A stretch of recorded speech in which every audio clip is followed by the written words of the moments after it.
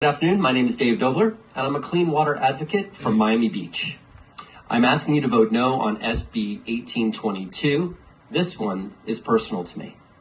I run volunteercleanup.org, where we've helped coordinate over 4,000 cleanups and removed almost 1 million pounds of trash from Biscayne Bay and South Florida beaches.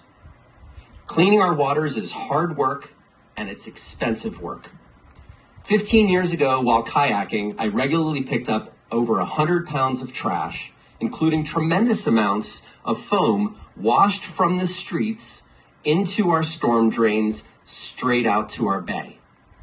Upgrading the stormwater system, pollution controls would cost hundreds of millions of dollars. So 9 years ago, our elected leaders did the obvious thing. We banned foam. The result? Businesses adapted, alternatives became cheaper, and our beaches and bay are cleaner. This is exactly the kind of pilot project that Senator Rodriguez's 2024 SB 698 sought to allow. I look forward to her no vote today. Fish eat the foam. We eat the fish. And now plastic is in our blood, brains, and breast milk. The American Academy of Pediatrics advises against polystyrene for kids. RFK Jr. calls for banning it. When your product harms people and the environment, you redesign it.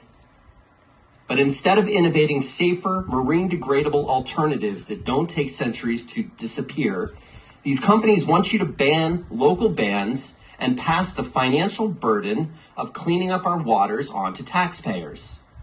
Plastic production is about to increase fivefold, and they don't care where it ends up.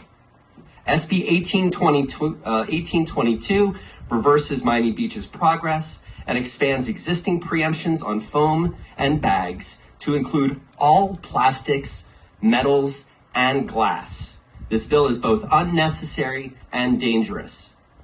Foam has no business near the water. Plastic bottles don't belong in our springs. Glass doesn't belong on our beaches. We have an obligation to protect public safety, our environment, and our $64 billion tourism-based economy.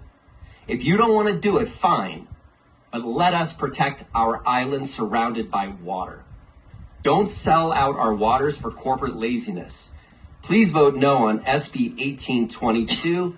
And if the chair will allow, I'd like to rebut some of Senator Martin's comments with a couple of points.